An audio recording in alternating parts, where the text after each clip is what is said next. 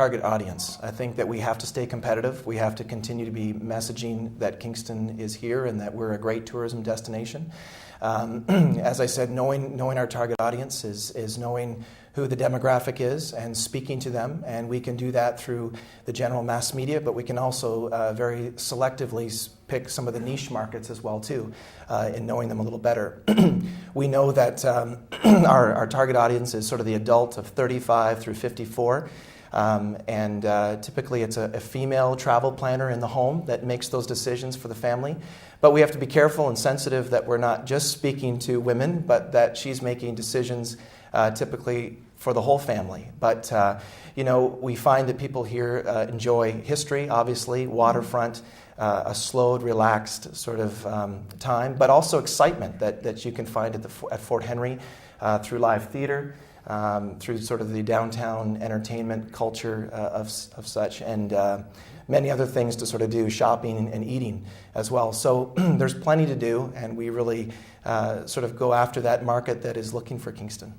Now, KEDCO and the Fort partners in making sure that it's a success, bringing the tourists here. They enjoy the downtown shopping experience and everything, the waterfront, everything you mentioned. They also come and visit the Fort.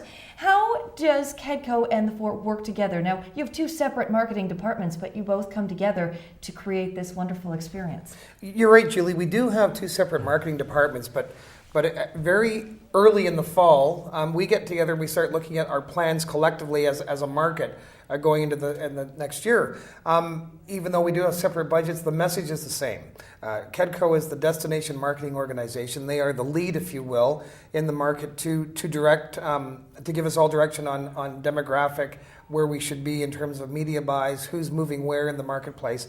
And then the partners like us and other local partners like the Kingston Thousand Islands Cruises, the hoteliers, the larger hotels, the B&B network, all follow suit and support that initiative, so that what we want to do is to create more awareness of our products and services in the market. We want to start to make a mark in the markets like GTA, because they deliver for the Fort over 45% of our total visitation. So that's significant. And within a 3-hour drive of Kingston, there's over 10 million people. So that's a significant amount of market to target. And quite honestly, we always want more budget. Rob and I and the other partners always wish we had more money, and we do get assistance from the Ontario Tourism Marketing Partnership. But year 3 now, we're starting to see some movement. We're starting to see some trending in visitation from these points of origin, specifically GTA and Ottawa. So it's collective, it's collaborative. We get together, we share ideas, we agree, we disagree. At the end of the day, we come up with a real sweet plan, we think, and it's working. So when people come through the gate, when people get on a boat, when people are sitting on patios, when Rob gets a lot of web hits on KingstonCanada.com.ca, what are we there? I'm all mixed up. KingstonCanada.com. It is .com. That's right.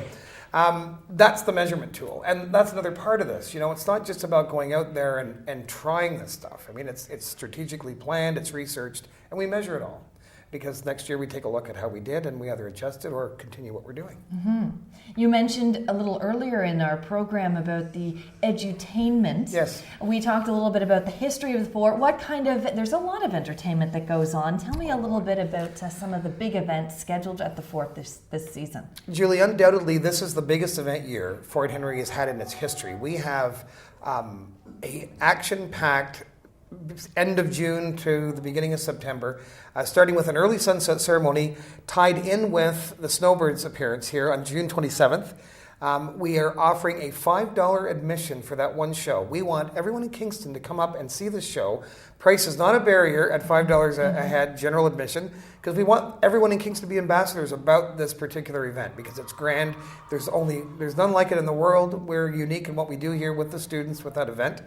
We have our tattoo, which we introduced last year, that's now expanded to 2 days because it's so popular. We have the U.S. Marine Corps back because they took a sabbatical last year based on what was going on in the world, and they were kept home. They're anxiously waiting to get back here in August 18th and 19th, and that's a real crowd-pleasing show, that is.